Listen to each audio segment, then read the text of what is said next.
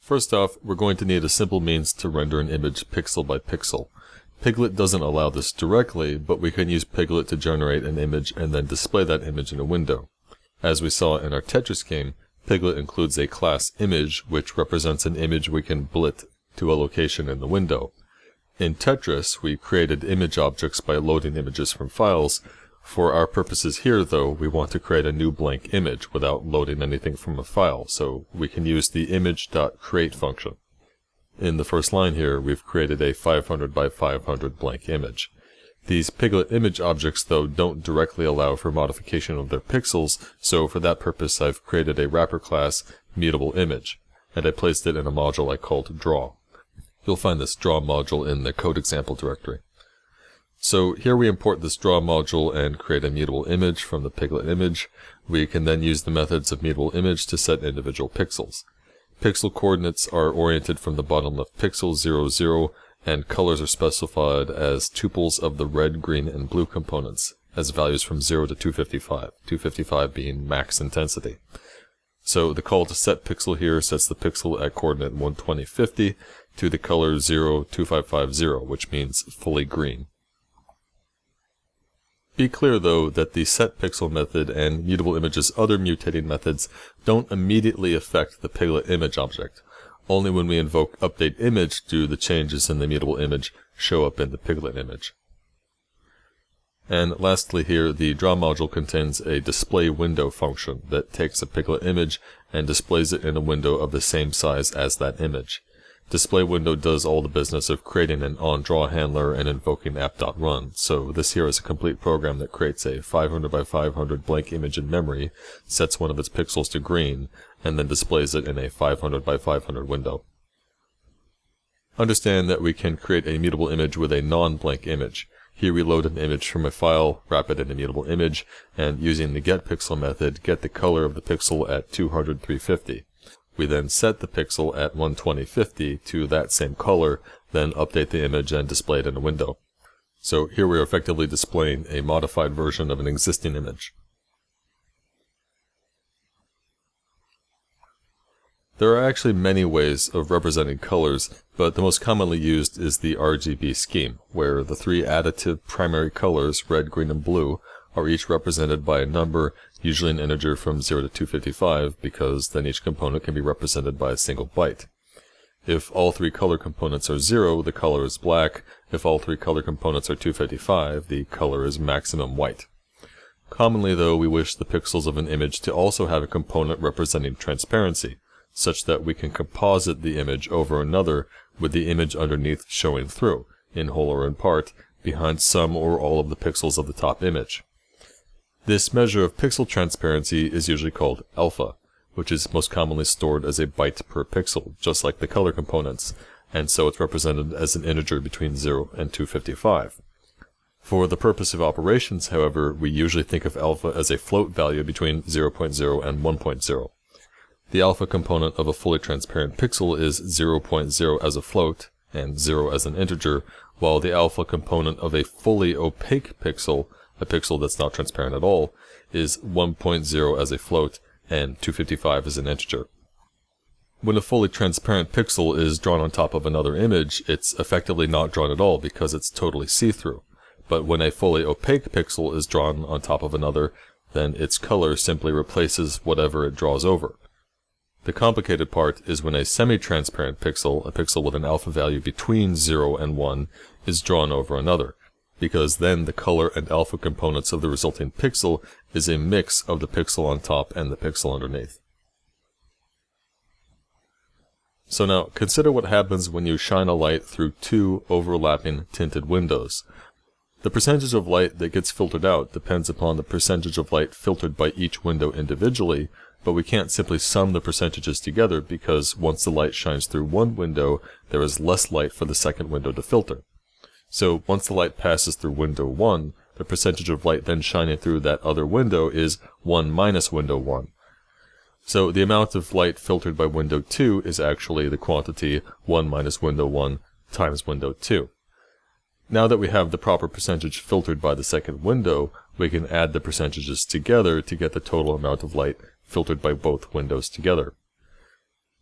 So now let's look at what's called alpha compositing or alpha blending, where we draw one image with transparency on top of another image. First off, semi-transparent pixels are like tinted windows in that they partly let through light. So the formula is the same for the composite alpha, which is the alpha component of the resulting pixel when one pixel is drawn on top of another.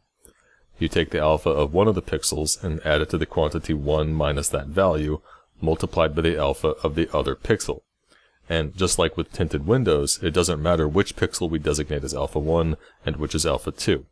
We can prove this very quickly in a few steps. Just do the multiplication, swap the position of the terms, then factor, and we end up with the same formula, but with alpha 1 and alpha 2 swapped. This is consistent with the intuition that the amount of light that gets through is the same no matter which of the two transparent surfaces is on top. Also notice that, consistent with our intuition, when one or both alpha values are 1, the composite alpha is also 1, because of course if either or both surfaces are fully opaque, no light is getting through at all. And also note that when one alpha value is 0, the composite alpha equals the other alpha value, whatever it is, because of course if one surface is totally see-through, it doesn't contribute to the result. That surface is totally invisible, and all you see is the other surface. Now, as for computing the composite color components, there it matters which pixel is drawn on top. For example, here we see two semi-transparent squares drawn partially overlapping twice. On the left, the red square is drawn on top, but on the right, the orange square is drawn on top. Notice that the overlapping portion on the left is a darker, more saturated shade of orange than the one on the right. Consistently with intuition, the surface on top has the stronger contribution to the resulting color, because the bottom surface color is filtered through the top color. So the overlapping portion on the left has a stronger contribution from the red than on the right. Though actually in this case I would characterize the overlapping portion in both examples to be more orange than red, but that's because our orange square here is considerably brighter than our shade of red.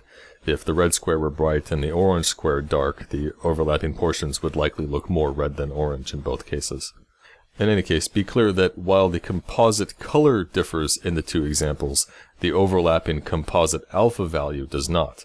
In both examples, the orange square had an alpha value of 0.6, and the red square had an alpha value of 0.3, producing overlapping pixels with a composite alpha value of 0.72, no matter whether the orange or red is on top.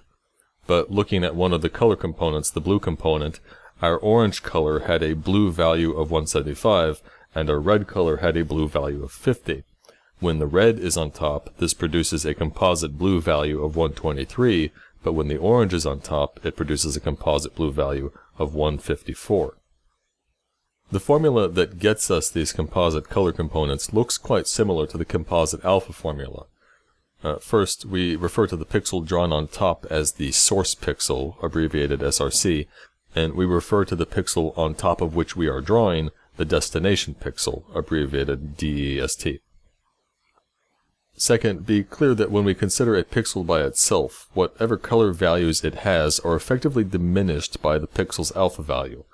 For example, when a pixel's alpha value is 0.7, the alpha is effectively cutting the intensity of the color components to 7/10. So if the blue component is 100, the actual visible blueness of the pixel after taking alpha into account is 70, because 100 times 0.7 is 70. So in our formula, we first account for the alpha. The blue component of the source pixel is multiplied by the alpha of the source pixel, and the blue component of the destination pixel is multiplied by the alpha of the destination pixel. So the blueness of the composite pixel is a combination of these two values of blueness, but like with our alpha formula, the contribution of the second value of blueness is diminished because it is underneath the other. The amount of blue light we see through the top pixel is limited by the transparency of the top pixel.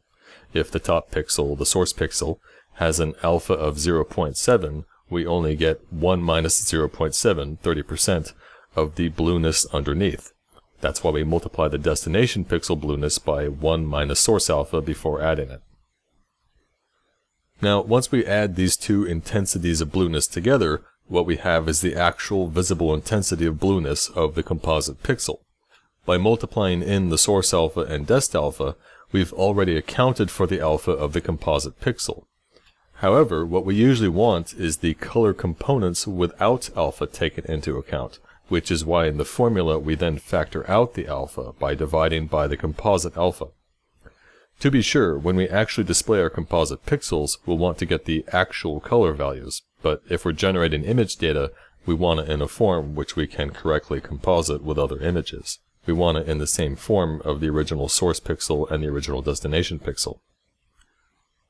So looking at the calculation for our example, first the source blue value is 50, the source alpha is 0.3, the dest blue is 175, the dest alpha is 0.6, and the composite alpha is 0.72, which we get from the composite alpha formula. So we plug these values into our formula, getting 50 times 0.3 plus the quantity 1 minus 0.6 times 175 times 0.6, all divided by 0.72. This gives us approximately 122.917, which we round to the integer 123, because our color components are stored as integers. Again though, be clear here that 123 is the intensity of blueness of the overlapping pixels without alpha factored in. So it is not the intensity of blueness that you actually see here on screen. When our transparent squares get displayed, they of course must get composited onto the black background, and when you composite on top of opaque black pixels, the color values all come out as the actual color values. What we are actually seeing here on screen with this black background is an orange color with a blue intensity of 89, because that is 123, the blue component, multiplied by the composite alpha value 0.72. So you can think of the actual values as the colors you see against a black background.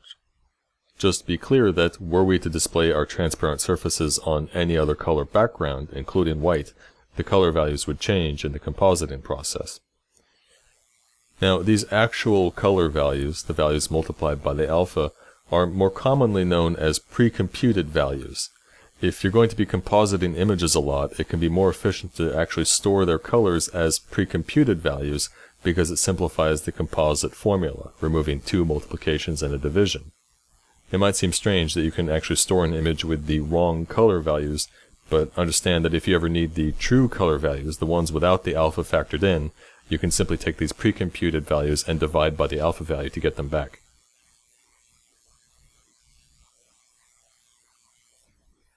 I'm sure you recall the slope-intercept form of the equation of a line. Y equals the slope m multiplied by x and added to the y-intercept b. Given any 2 points on a line, we can find the values of m and b. To find m, we divide the rise by the run, where rise and run are, respectively, the differences between the two y values and the two x values of the 2 points. Once we have m, we can find b by plugging the x and y value of either of our 2 points into the equation and solving for b. So here, for example, with the points 10, 20, and 50, 80, the slope is 80 minus 20 over 50 minus 10, which is 1.5, and then plug in the xy values 10 and 20, solve for b, and we get 5. So the slope-intercept equation of this line is y equals 1.5x plus 5.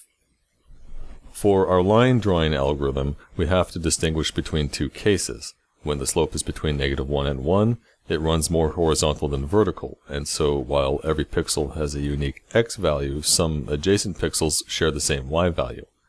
But when the slope is greater than 1, or less than -1, it runs more vertical than horizontal. So while every pixel has a unique y value, some adjacent pixels share the same x value.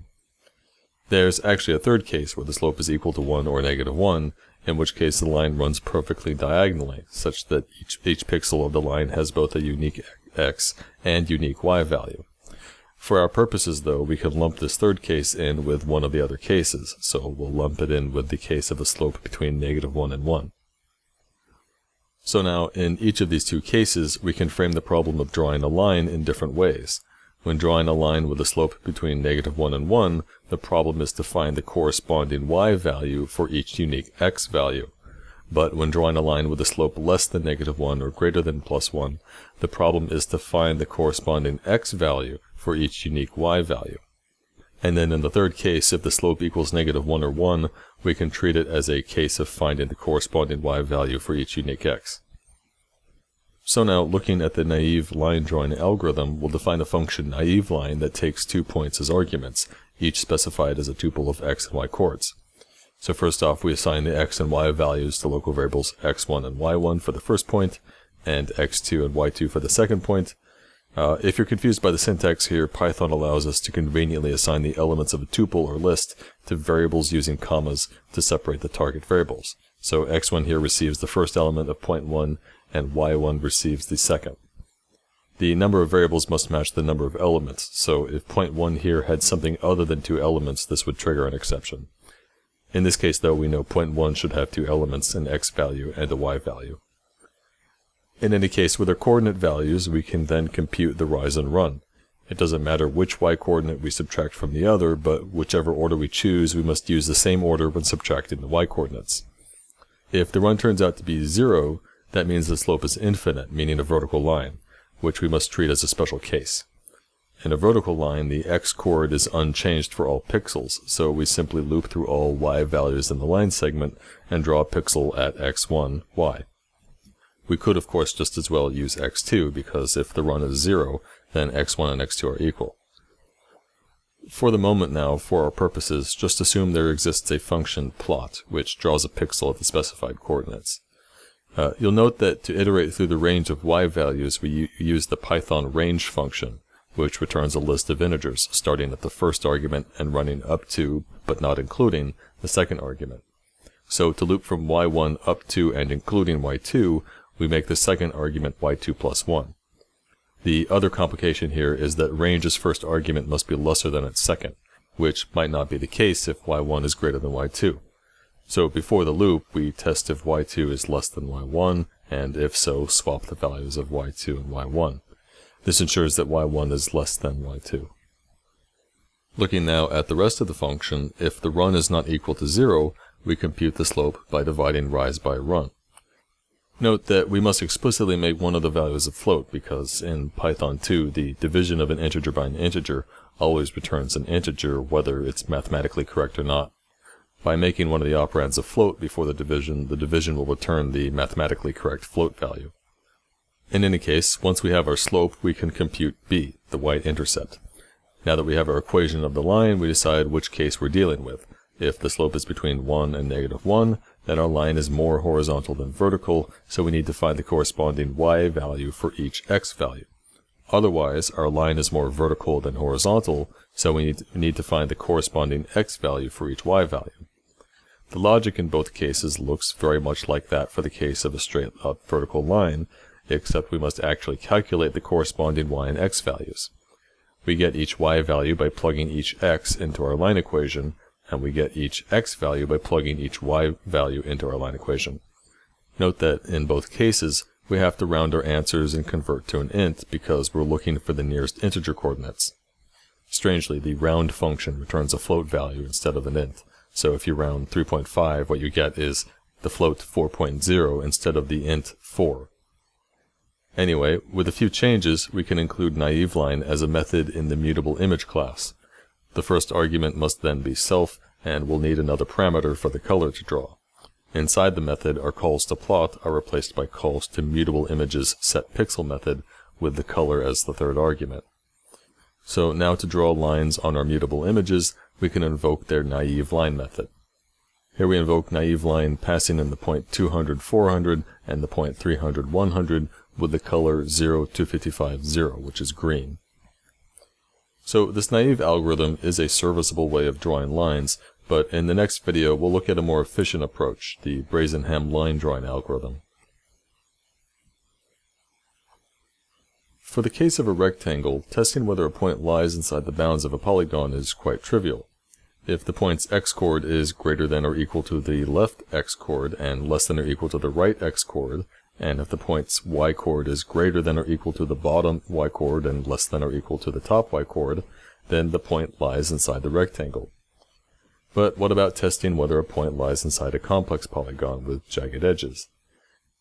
The most common solution is sometimes called raycasting, though not to be confused with some other rendering techniques of the same name. The principle is that if we cast a ray from outside the polygon to the point, the number of edges that intersect the ray tells us if the point lies inside the polygon. If the number of intersecting edges is even, then the point lies outside, but if odd, the point lies inside. This follows from the intuition that the first intersection is when the ray crosses into the polygon, and any subsequent intersection thereafter is the ray leaving and re-entering. Here, for example, the bottom ray intersects 3 times. At the first intersection it enters, at the second intersection it leaves, and at the third and last intersection it enters again. So an odd number of intersections means that the point lies inside. Now, be clear that the ray can be cast to the point from any direction, but most commonly it is cast horizontally from the left, as this makes the edge intersection determination simpler. To test if this ray intersects this edge, we first check if the y-coordinate of the ray is in the bounds of the edge. If so, we then find the x-chord on the edge for the ray's y-chord. And if this intersecting x-chord is less than the point's x-chord, then the ray must pass through that edge to get to the point. Also be clear that the odd-even rule doesn't work when the point is itself on an edge. Assuming we consider edge points to lie within the polygon bounds, we must check if the point itself has the same x-chord as an intersection with an edge. There's also the matter of when the ray passes through a vertex. Because the vertex joins 2 edges, it will get counted as 2 intersections. To prevent this double counting, our intersection test treats vertices as part of an edge only when the other vertex of that edge is higher or lower. It doesn't matter which convention we choose as long as we're consistent.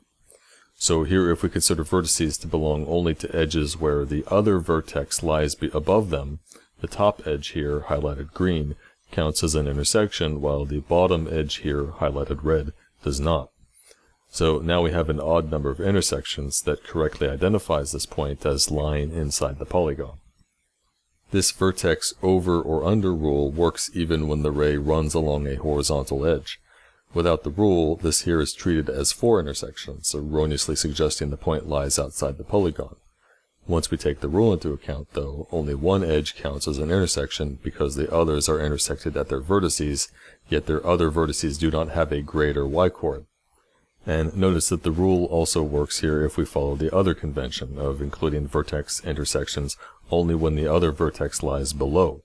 The horizontal line gets excluded, and so we again correctly have an odd number of edge intersections. Lastly here, if you're going to be testing whether a lot of points lie inside a polygon, it's probably more efficient to first test whether they lie inside the rectangular bounds around that polygon, which can be found simply by finding the min and max x and y chords of the polygon. If the point to test doesn't lie inside the bounding rectangle, then the point can't lie inside the polygon, and so we can skip the more complicated test.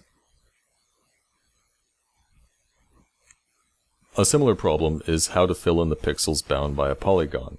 We'll just look at the case of triangles because it's both simple and most relevant to 3D graphics. Any polygon can be decomposed into triangles, and GPUs generally deal best with filling triangles, as the algorithm is more efficient than the algorithms for filling more complex polygons. There are several ways of filling or scanning a triangle, as the process is called. We'll demonstrate the simplest technique, but keep in mind that it is by no means definitive, nor the most used in practice. In this example here, we have a triangle with points A, B, and C. What we want to do is fill in the pixels row by row, filling both the rows between edge AB and AC, shown in green, and the rows between AB and BC, shown in blue. Notice that one edge, the tallest edge, bounds all of the rows. It's on one side of all the rows. This actually holds for any triangle. One edge will span the whole height of the triangle. The only exception are triangles with a horizontal edge, in which case 2 of the edges will span the whole height of the triangle. As we'll see though, it works out that we don't have to treat that as a special case. As for the code, first off it'll simplify things if we have a class encapsulating the edges. So we create an edge class, and our edge constructor takes 2 points as argument, and we assign their chords to the instance variables x1, y1, and x2, y2. And understand, for simplicity, we're only dealing with cases of whole integer coordinates. In our later code, we'll need to determine which y chord is greater than the other, so we'll do that work here, assigning the greater y value to self.top y, and the lesser y value to self.bottom y. We also calculate the height, taking the absolute value of the difference between the y's, and also we calculate the slope and y-intercept of the line. The x from y method here, given a y value, returns the corresponding x value on the line. Notice that we again have to treat vertical lines as a special case. Lastly, in this edge class, we'll later need to determine whether a point lies to the left or right of the edge. And we can do this using the equation of the line. First, we put all the terms of the equation on one side such that it is equal to 0. Then, assuming we have our slope and y-intercept, we can plug any x and y coordinates into the formula. If the result is 0, then the point lies on the line itself, but if the result is non-zero, the sign of the result tells us which side of the line that point falls on. If the slope is positive, a positive result means the point is to the left, and a negative result means the point is to the right. But for a negative slope, the reverse is true. A positive result means the point is on the right, and a negative result means it's on the left. So in our edge class, we'll include an isPointOnRight method, which plugs a point into the equation, but flipping the result if the slope is positive. Also note that we again treat a vertical slope as a special case. For a vertical slope, we simply test if the x-chord is less than or greater than either x-chord of the edge. So now that we have our edge class, we start off our triangle scanning function by identifying the tallest edge. In the case where one of the edges is a horizontal line, and so the two others are both the tallest edge, it won't matter which of the two we select. So the findTallestEdge function takes a list of edges and returns a tuple with first the tallest edge, or one of the two tallest edges in that special case, and a list of the other edges. If you're not familiar with the syntax of colons inside square brackets, this is what Python calls a slice, which creates a copy of the list given a range of indices. You specify a start index left of the colon and an end index right of the colon. When the left index is unspecified, Python assumes index 0, and when the right index is unspecified, Python assumes the last index.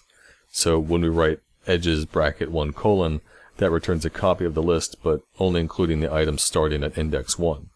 Then later when we write edges bracket colon without specifying any indices, Python returns a copy of the whole list. In any case, now we can easily identify the tallest edge. To identify the integer x values between two edges, we define a findBoundX's function, which takes a left edge, right edge, and a y coordinate. Our function will assume that the y value intersects both edges, and that for these intersections, the x value of the left edge is lesser than that of the right edge. So using the x from y method, we get the x coordinates of both edges for this y coordinate. But note that we need to round to integers. Because we want the integers inside the bounds, we want to round the left x up and round the right x down. To do so, we use Python's math.ceil to round up and math.floor to round down. Ceil here is short for ceiling. Note that in Python 2, ceil and floor both return float values, so we explicitly convert their results to ints with the int function. Otherwise, we get an error passing float values to the range function. The next step is to draw pixels for each bound x between the edges. The drawAllBoundX's function, which does this, again takes a left and right edge, this time with an assumption that every y value of the shorter edge is common to the other edge, and that for every y interception, the x of the left edge is lesser than that of the right edge. All of these assumptions should hold true if our edges are from the same triangle, and one is the tallest of the three edges, and the other isn't horizontal. Anyway, the function finds the shorter of the two edges because it's the y values of this edge that we're going to loop over. So we loop from the short edge's bottom y to its top y, and for each scan line, for each y value, we find the x's and draw a pixel for each. One more function we'll need is a function that returns the point shared by two edges. It takes a list of two edges and returns the point they share in common. As we've written it, the function assumes that there is in fact a shared point and only one shared point. Finally, with our edge class and all of these functions, we can define the function that orchestrates everything, the scanTriangle function that takes a list of three edges of a triangle and draws all the pixels inside that triangle.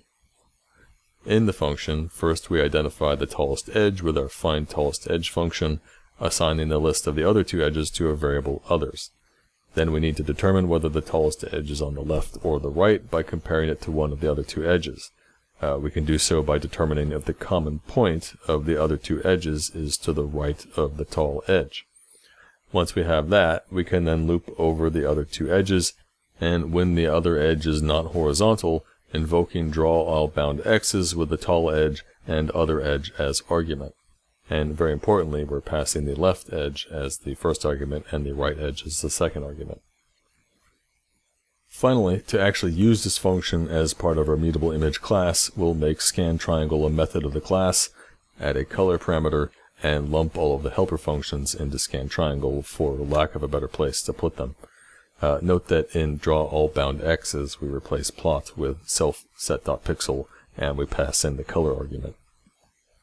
So here we draw a green triangle formed by the points 200, 400, 300, 100, and 100, 200.